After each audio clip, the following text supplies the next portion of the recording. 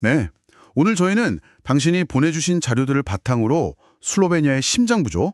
류블리아나로 한번 떠나보겠습니다. 네, 류블리아나요? 로마 시대 유적부터 바로크 양식 성당, 아르누보 건축물, 그리고 이 도시 풍경을 완전히 재창조했다고 하는 건축가 요제 플래치니크의 발자취까지 오늘 류블리아나의 정말 다채로운 매력을 한번 깊이 파고들어 볼까 합니다. 네, 기대되네요. 이번 시간을 통해서 이 류블리아나라는 도시가 가진 어떤 핵심적인 매력, 그리고 그 배경을 이해하고요. 또 특히 그 플래치니크라는 인물이 어떻게 이 도시를 인간적인 척도로 빚어냈는지 이걸 함께 살펴보는 게 목표입니다. 좋습니다. 자, 그럼 류블리아나 이야기 속으로 함께 들어가 볼까요? 우선 류블리아나가 대체 어떤 곳인지 기본적인 정보부터 좀 짚어보죠. 슬로베니아의 수도이자 가장 큰 도시고요. 알프스랑 지중해 사이에 위치하고 류블리아니차 강을 끼고 있죠. 네, 맞아요. 근데 도시 규모는 생각보다 작아요. 서울의 한 14분의 1 정도? 그래서 아담하고 걸어서 둘러보기 좋다는 이야기가 많습니다. 아, 정말요? 걸어다니기 좋겠네요. 네, 인구는 한 27만 5천 명 정도 되고요. 이건 2013년 기준이긴 합니다만, 근데 더 흥미로운 건 이 도시 이름 류블리아나의 어원인데요. 어원이요? 네, 이게 슬라브 어근 류브, 여기서 유래했을 가능성이 크다고 해요. 이게 사랑하다 또는 좋아하다 이런 뜻과 관련이 깊다고 하거든요. 와, 사랑이요? 네, 그래서 실제로 슬로베니아 국가 이름에도 러브가 숨어 있다 이렇게 해석하는 사람들도 있어요. 현지인들은 스스로를 사랑의 나라라고 부르기도 한다네요. 사랑스러운 도시라 이름부터 뭔가 낭만이 가득하네요. 그런 분위기 때문인가 그 파울로 코엘료 소설 베로니카 죽기로 결심하다나 드라마 디어 마이 프렌즈 같은 작품 배경으로도 나왔군요. 네, 맞아요. 도시 분위기를 짐작하는 데 좀 도움이 되죠. 네. 그럼 역사적으로는 좀 어떤 이야기를 가지고 있나요? 아, 역사가 정말 깊습니다. 기원전 15년까지 거슬러 올라가는데요. 로마 제국이 여기에 에모나라는 꽤 중요한 도시를 건설했어요. 에모나요? 로마 시대예요? 네, 당시에는 아주 강력한 성벽으로 둘러싸인 요새 도시였고 한 5천에서 6천 명 정도 되는 상인하고 장인들이 거주하면서 초기 기독교 중심지 역할도 했다고 합니다. 근데 5세기에 훈족이 침입해서 파괴가 돼요. 아, 안타깝네요. 그 이후에 이제 6세기에 슬라브족이 정착을 했고 1335년부터 1918년, 그러니까 1차 세계대전 끝날 때까지 정말 오랫동안 합스부르크 왕가의 지배를 받았습니다. 와, 합스부르크 제국 영향이 정말 짙게 남아있겠군요. 그렇죠. 중간에 나폴레옹 시대에는 잠깐 프랑스령 일리리아 지방의 수도이기도 했는데 이때 도입된 여러 개혁들이 슬로베니아 민족의식이나 문화 발전에 영향을 주기도 했다고 하고요. 아, 그렇군요. 이후에 오스트리아 헝가리 제국이 해체되면서 유고슬라비아 왕국의 일부가 됐고 2차 대전 중에는 또 이탈리아랑 독일에 점령당하는 아픔도 겪었죠. 아, 힘들었겠네요. 전후에는 유고슬라비아 사회주의 연방공화국 안에서 슬로베니아 공화국의 수도였다가 마침내 1991년에 슬로베니아가 독립하면서 정식 수도가 된 겁니다. 정말 파란만장한 역사를 가진 곳이죠. 와, 듣고 보니 정말 여러 시대의 흔적들이 막 겹겹이 쌓여 있는 도시겠네요. 날씨는 좀 어떤 편인가요? 유럽 여행 계획할 때도 중요하니까요. 여름은 비교적 선선한 편이고요. 8월 최고 기온이 한 25도에서 30도 정도? 겨울은 또 온화한 편입니다. 1월 평균이 0도 정도니까요. 오, 괜찮네요. 네. 다만 겨울에는 눈이 좀 자주 오고 특히 가을이랑 겨울에는 안개가 아주 자욱하게 끼는 날이 많기로 유명하다고 해요. 안개 낀 류블리아나도 꽤 운치 있을 것 같아요. 아, 상상만 해도 멋진데요? 자, 그럼 이제 본격적으로 도시의 심장부로 한번 들어가 볼까요? 류블리아나 여행은 보통 이 프레셰렌 광장, 프레셰렌 드르크에서 시작한다 이런 이야기가 많던데요. 어떤 곳인가요? 네, 맞아요. 구시가지 보행자 구역의 딱 중심이고요. 시민들의 만남의 광장 같은 곳이죠. 류블리아나 카니발이나 콘서트, 가끔은 정치 집회까지 하여튼 다양한 행사가 열리는 아주 활기찬 공간입니다. 원래는 다른 이름이었다고요? 네, 17세기에는 성모 마리아에게 봉헌된 교회가 있어서 마리아 광장 이렇게 불렸다고 해요. 근데 1895년에 큰 지진이 있었거든요. 그 후에 재건축하는 과정에서 지금처럼 여러 길이 만나는 교차로 형태로 바뀌었다고 합니다. 건축가 막스 파비아니가 설계를 했죠. 아하, 광장 이름은 그 유명한 슬로베니아 국민 시인 프란체 프레셰렌 이름에서 따온 거군요. 동상도 크게 있고요. 맞습니다. 1905년에 세워진 프레셰렌 동상이 슬로베니아에서 가장 중요한 기념물 중 하나로 꼽힙니다. 프레셰렌은 19세기 낭만주의 시인인데요. 그의 시가 그냥 단순한 연애 시가 아니에요. 아, 그런가요? 네, 그 이루지 못한 개인적인 사랑의 아픔, 이걸 당시 외세 지배하에 있던 조국의 불행한 상황이랑 연결시키면서 슬로베니아 민족 정서를 대변했다 이런 평가를 받거든요. 그래서 국민적인 사랑을 받는 거죠. 의미가 깊네요. 네. 그리고 동상 뒤특 뒤종이를 두면 그가 평생 사랑했던 여인 율리아 프리믹의 작은 조각상이 황금 나뭇가지를 들고 있는 모습으로 새겨져 있어요. 그것도 한번 찾아보시면 재미있을 겁니다. 오, 그런 디테일이. 광장에서 근데 가장 눈에 띄는 건 역시 그 분홍색 건물 아닌가요? 성 프란치스코 수테고지 성당. 색깔이 정말 강렬하던데요? 네, 그렇죠.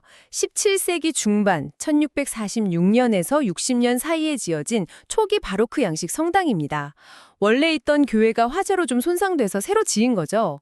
이 붉은색, 정확히는 분홍색에 가까운데 이 외관 색깔이 프란치스코 수도회를 상징하는 색이라고 합니다. 아, 수도의 상징색이군요. 네.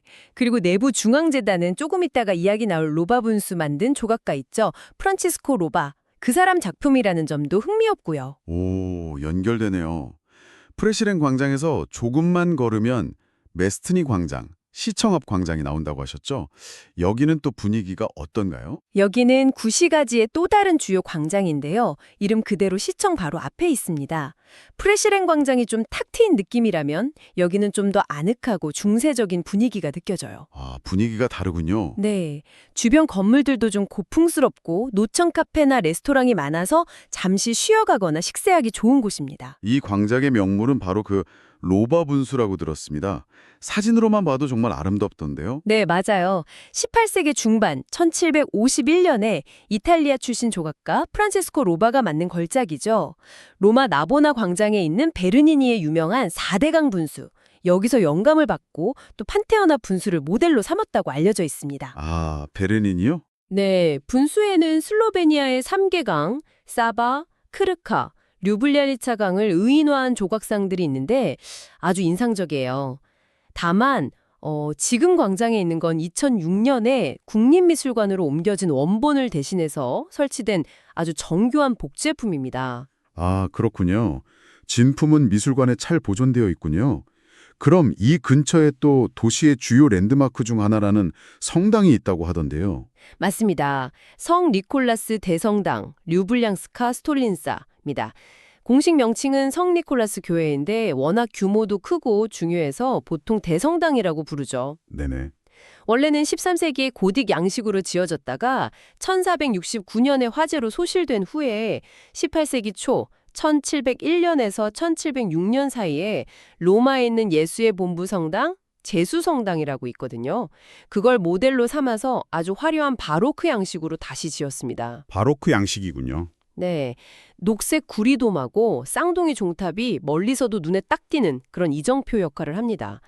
근데 재미있는 사실은요, 저 돔이 처음에는 예산 문제 때문에 진짜 돔이 아니라 천장에 그림으로 그렸대요. 아, 네, 그림으로요. 네, 그랬다가 1841년에야 진짜 돔으로 교체되었다고 합니다. 와, 재밌네요. 성당문도 아주 특별하다고 들었어요. 아, 네. 1996년에 교황 요한 바오로 2세 방문을 기념해서 만든 청동 정문이 아주 유명합니다. 슬로베니아 카톨릭 1250년 역사가 부조로 쫙 새겨져 있는데 하도 많은 사람들이 만져서 손잡이 부분은 반질반질하게 금색으로 변했어요. 아, 세월의 흔적이네요. 네. 옆문에는 또 20세기 류블리아나 주교 6명의 모습이 새겨져 있고요. 성당 내부는 줄리오 쿠알리오라는 화가가 그린 성 니콜라스의 생애를 담은 천장 프레스코화로 가득 차 있는데 이게 원근법을 좀 독특하게 사용해서 어느 위치에서 보든 그림 전체를 편안하게 감상할 수 있도록 그렸다고 해요. 바로크 프레스코화의 정수라고 할 수 있죠. 이야, 내부도 정말 화려하겠네요. 자, 이제 류블리아나의 또 다른 주인공이라고 할 수 있죠. 류블리아니차강, 류블리아니짜거로 가볼까요? 도시를 관통하면서 구시가지랑 신시가지를 나누는 이 강이 류블리아나의 매력을 한층 더한다고 하죠. 그렇습니다. 류블리아니차 강은 그냥 단순한 물줄기가 아니에요. 도시 생활의 중심축이죠. 강변 따라서 카페랑 레스토랑 질비하고 유람선도 오가고요. 특히 건축가 요제 플래치니크가 이 강변 풍경을 조성하는데 정말 지대한 공헌을 했습니다. 아, 플래치니크가 또 나오네요. 네, 그가 디자인한 강둑, 다리, 시장 이런 것들이 도시 전체를 하나의 예술 작품처럼 만들려는 그의 비전의 일부였고요. 이 업적을 인정받아서 2021년에 인간 중심의 도시 설계라는 이름으로 유네스코 세계유산에 등재되기도 했습니다. 와, 강단까지 디자인했더니 정말 도시 전체를 아우르는 계획을 가졌던 분이군요. 그가 만든 강변 산책로 중에 특별히 유명한 곳이 있다고요? 네, 트르노보 제방이라는 곳인데요. 넓은 돌계단이 강물까지 쭉 이어지고 강둑을 따라서는 버드나무가 쫙 늘어선 아주 아름다운 산책로예요. 아, 상상만 해도 좋네요. 원래는 근처 채석장에서 캐낸 돌을 배로 실어 나르던 하역장이었는데 플래치니크가 이걸 시민들을 위한 휴식 공간으로 완전히 달바꿈시킨 거죠. 날씨 좋은 날 가면 류블리아나 해변이라는 별명처럼 젊은이들이 계단에 앉아서 막 햇볕 쬐고 그런 모습을 흔히 볼 수 있어요. 류블리아나 해변이라니 재밌네요. 강 이야기가 나왔으니 다리들을 빼놓을 수가 없겠네요. 류블리아나에 아주 독특한 다리들이 많다고 들었어요. 가장 상징적인 곳은 역시 삼중교, 크로모스터비에겠죠? 세 개의 다리. 맞습니다. 프레시렌 광장 바로 앞에 놓여 있고요. 말 그대로 다리 3개가 나란히 있는 아주 독특한 형태입니다. 구시가지랑 신시가지를 연결하는 핵심 통로죠. 네. 가운데 있는 가장 넓은 석조다리는 1842년에 건설된 거고요. 원래 여기에는 13세기 문헌에도 기록이 남아있는 아주 오래된 목조다리가 있었다고 해요. 이게 류블리아나 최초의 다리였다고 해요. 아, 그럼 양옆에 작은 다리 2개는 언제 생긴 건가요? 그게 이제 20세기 초에 도시가 발전하면서 교통량이 늘어나니까 건축가 요제 플래치니크가 1929년부터 1932년 사이에 기존 다리 양옆에 보행자 전용 다리 2개를 추가로 설계한 겁니다. 아하, 플래치니크 작품이군요. 네. 기능적인 필요도 있었지만 광장에서 구시가지로 이어지는 입구를 뭔가 좀 기념비적으로 만들려는 의도도 있었죠. 지금은 세 다리 모두 보행자 전용으로 이용되고 있고요. 플래치니크의 도시계획에서 아주 중요한 축을 이루는 곳이자 유네스코 세계유산의 일부입니다. 그렇군요. 다음은 이름이 재미있는 제화공 다리, 체블야르스키 모스트인데요. 신발 만드는 분들이랑 관련이 있는 건가요? 네, 맞아요. 이 자리가 류블리아나에서 2번째로 오래된 다리가 있던 곳이라고 하는데요. 처음에는 푸죽간들이 있던 목조다리였는데 강에다 고기 시즌물을 막 버리니까 위생 문제가 됐겠죠. 아, 그렇죠. 그래서 17세기 초에 푸죽간들을 다른 곳으로 옮겼다고 합니다. 그 빈자리에 제화공들이 나무 판잣집 같은 걸 짓고 가게를 열면서 제화공 다리라는 이름이 붙었다고 전해져요. 아하, 그래서 제화공 다리군요. 네. 지금의 다리 역시 플래치니크가 1931-32년에 재설계한 건데요. 넓은 광장 같은 형태로 만들고 독특한 기둥 장식을 세운 게 특징입니다. 최근에 생긴 다리 중에는 정육점 다리 메사르키 모스트가 있다고요? 여기도 이름이 좀 독특하네요. 사랑의 자물쇠로도 유명하다면서요? 네, 2010년에 완공된 비교적 현대적인 다리입니다. 바닥 일부가 유리로 되어 있어서 아래 강물이 보이는 구간도 있고요. 난간에는 파리의 퐁데자르처럼 연인들이 사랑을 약속하면서 걸어둔 자물쇠가 아주 빼곡합니다. 아, 거기도 자물쇠가 많군요. 네, 정육점 다리 또는 도살자의 다리 이런 이름은 근처 중앙시장에 과거에 정육점들이 있었던 것에서 유래했고요. 다리 위에는 조각가 야코프 부르다르의 작품들이 있는데 아담과 이브, 사티로스, 프로메테우스 이런 신화 속 인물들을 형상화한 청동 조각상들이 아주 인상적입니다. 류블리아나에 상징하면 또 용다리, 즈마이스키 모스트를 빼놓을 수가 없죠. 다리 양옆에 있는 그 용조각상 정말 강렬하던데요. 네, 20세기 초 1900년에서 1901년 사이에 오스트리아 헝가리 제국 시절에 건설된 다리입니다. 원래 이름은 당시 황제였던 프란스 요제프 1세의 통치 40주년을 기념하는 축제다리였는데 1919년에 용다리로 이름이 바뀌었죠. 아, 원래 이름은 그게 아니었군요. 네, 이 다리는 디자인적으로도 아름답지만 기술적으로도 좀 중요한 의미가 있어요.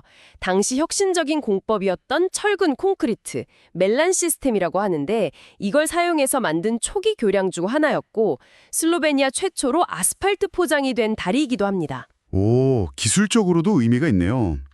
그 용조각상에는 어떤 이야기가 있나요? 다리 내 드춘율이 지키는 청동 용조각상은 류블리아나의 건국 신화랑 관련이 있습니다.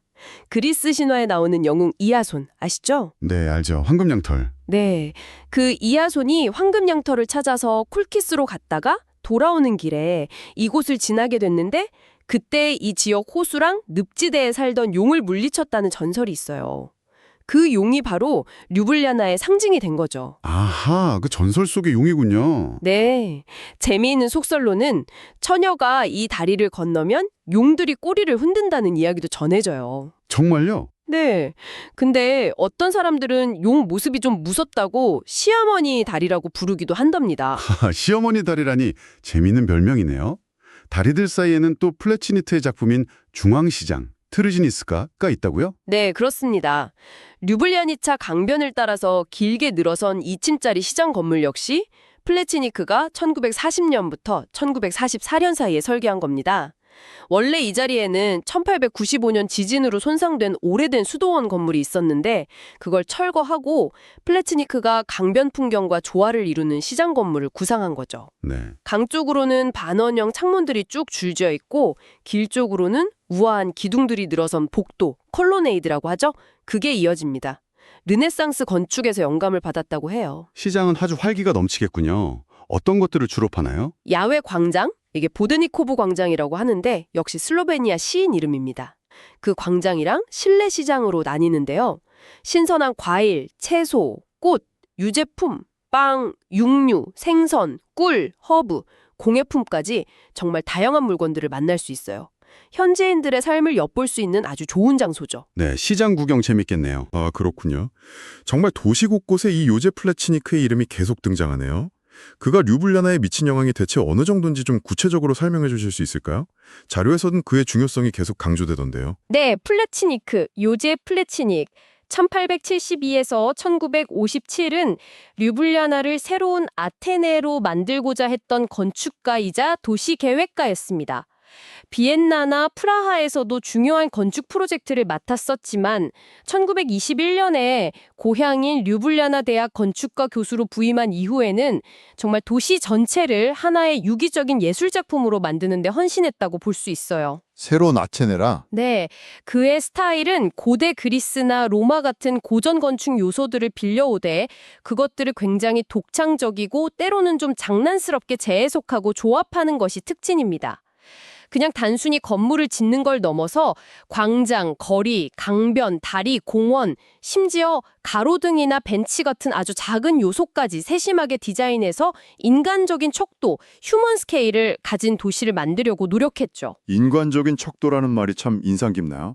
구체적으로 어떤 작품들이 그의 철학을 잘 보여주나요? 이미 언급된 곳 말고도요? 대표적인 게 국립 및 대학 도서관입니다. 겉모습은 마치 르네상스 시대 궁전 같은데요. 내부로 들어가면 좀 어둡고 육중한 계단을 통해서 밝고 넓은 열람실로 이어지거든요. 이게 무지, 즉 어둠에서 지식, 빛으로 나아가는 길을 상징적으로 표현한 거라고 해요. 와, 의미가 있네요. 네, 외벽에는 또 류블리아나에 철거된 옛 건물들에서 나온 벽돌이나 돌을 재활용해서 도시의 역사를 담으려는 노력도 보이고요. 또 오래된 수도원을 개조해서 만든 야외 공연장인 크리잔케 여름 극장. 이게 그의 마지막 대규모 프로젝트인데 역시 르네상스 양식을 바탕으로 다양한 역사적 건축 요소들을 아주 재치 있게 활용했습니다. 네. 대학, 도서관, 음악협회 이런 기관들이 모여있는 베고바 거리, 베고바 율리카를 문화의 중심축으로 조성한 것도 그의 업적 중 하나고요. 유네스코 세계유산 목록에는 이 외에도 자작나무가 심어진 독특한 트르노보 다리, 고대 로마 성벽 유적을 복원하면서 피라미드 형태의 입구를 만든 미리에 지역의 로마 성벽 복원 부분, 또 류블리아나 외곽 습지 위에 지은 독특한 목조교회인 성 미카엘 성당, 그리고 모든 성인들의 정원이라는 부제가 붙은 마치 도시의 입구처럼 설계된 잘레 공동묘지의 입구 부분 같은 것들이 포함되어 있습니다. 정말 도시 전체가 그의 캠퍼스였던 셈이죠. 묘지 입구까지 디자인했다니 정말 놀랍습니다. 그럼 도시를 높은 곳에서 내려다보는 류블리아나 성은 플레치니크와 관련이 있는 건가요? 류블리아나 성 자체는 플레치니크가 직접 설계한 건 아닙니다. 성의 역사는 훨씬 더 오래됐죠. 켈트족이나 일리리아인 시대부터 언덕 위에 요새가 있었을 걸로 추정되고요. 현재 성의 모습은 15세기에 합스부르크 가문이 오스만 투르크 침입에 대비해서 대대적으로 재건하면서 갖춰졌습니다. 아, 합스부르크 시대군요. 네, 이후에는 방어 요새, 무기고, 병원, 감옥 등 다양한 용도로 쓰이다가 지금은 문화행사 공간, 박물관, 레스토랑, 전망대 등으로 활용되고 있습니다. 푸니쿨라나 걸어서 쉽게 오를 수 있어서 시민들이나 관광객 모두에게 아주 인기 있는 장소고요. 플레치니크는 성으로 올라가는 산책로 일부를 정비하긴 했지만 성 자체는 그의 작품은 아니에요. 그렇군요. 성에서 내려다보는 류블리아나 전경이 정말 멋지다고 하던데 플레치니크의 작품들을 포함해서 도시 전체를 조망할 수 있겠네요. 플레치니크 시대 말고 또 주목할 만한 건축물은 어떤 것들이 있을까요? 자료에 아르누보 양식 건물들도 언급되던데요. 네, 맞아요. 1895년 대지진 이후에 도시를 재건하는 과정에서 당시 유행했던 아르누보 또는 비에나 분리파 양식의 건물들이 많이 들어섰습니다. 비에나 분리파요? 네, 19세기 말 오스트리아 빈을 중심으로 일어난 새로운 예술 운동인데요. 전통적인 아카데미즘에서 벗어나서 실용미술과 순수미술의 경계를 허물고 독자적인 양식을 추구했던 흐름입니다. 특히 미클로시체바 거리, 미클로시체와 울리차에 가보면 아름다운 아르누보 건물들이 많아요. 대표적인 예가 1905년에 지어진 그랜드 호텔 유니언인데 당시 류블리아나에서 가장 크고 현대적인 호텔이었고 식물 문양 장식 같은 화려한 아르누보 스타일이 특징입니다. 아, 그 호텔 유명하죠. 또 다른 인상적인 건물이 있던데요.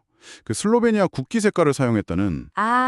협동조합 상업은행 건물이군요. 1921년에 건축가 이반 브루니크하고 그의 아내이자 화가인 헬레나 브루니크가 함께 작업한 건물입니다. 부부가 같이요? 네, 슬로베니아 국기의 3색인 빨강, 파랑, 흰색하고 전통적인 민속 문양을 아주 과감하게 사용해서 굉장히 독특하고 화려한 외관을 자랑하죠. 당시 슬로베니아 고유의 어떤 국가적 양식을 찾으려는 시도를 보여주는 중요한 사례로 꼽힙니다. 와, 색감이 강렬하겠네요. 네.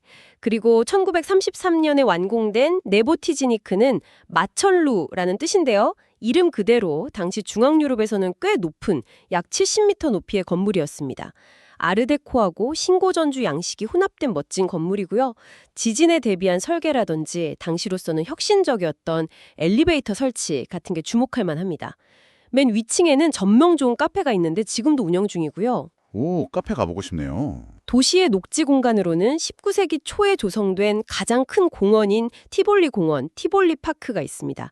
이곳에 있는 야코피치 산책로는 또 플레치니크가 디자인한 곳인데 지금은 야외 대형 사진 전시회가 자주 열리는 장소로 유명합니다. 이야, 오늘 류블리아나에 대해서 정말 깊이 파고들었네요.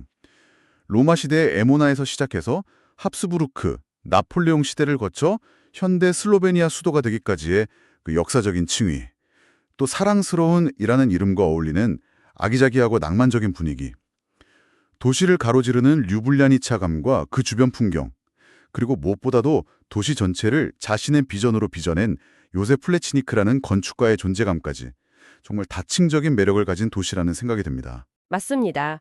류블리아나는 그냥 단순히 예쁜 도시가 아니라 역사와 현대, 또 자연과 인간의 창조물이 어떻게 조화롭게 공존할 수 있는지를 보여주는 아주 흥미로운 사례라고 할 수 있어요. 특히 플레치니크가 추구했던 인간 중심의 도시 설계라는 개념은 오늘날 우리가 살아가는 도시 환경에 대해서도 많은 질문을 던져줍니다. 그의 작품들이 단순히 과거의 유물이 아니라 유네스코 세계유산으로 인정받는 이유도 바로 그런 현대적인 가치 때문일 겁니다. 네, 오늘 저희의 이야기가 당신에게 류블리아나의 생생한 모습을 잘 전달하고 이 매력적인 도시에 대한 호기심을 더욱 자극했기를 바랍니다. 자, 이제 마무리하면서 당신에게 생각해볼 질문을 하나 던져볼까 합니다. 네. 플레치니크는 고대 아테네를 이상으로 삼아서 거대하고 위압적인 건축이 아닌 인간적인 척도를 중시하는 도시를 만들고자 했습니다. 오늘 우리가 함께 살펴본 류블리아나의 모습들을 한번 떠올려 보시면서 21세기를 살아가는 우리에게 인간 중심의 도시란 과연 어떤 의미일지, 그리고 당신이 경험한 다른 도시들 속에서 혹시 그 흔적을 발견할 수 있을지 한번 생각해 보시는 건 어떨까요? 오늘 나눈 이야기들을 당신만의 방식으로 확장해보는 흥미로운 시간이 될 것 같습니다.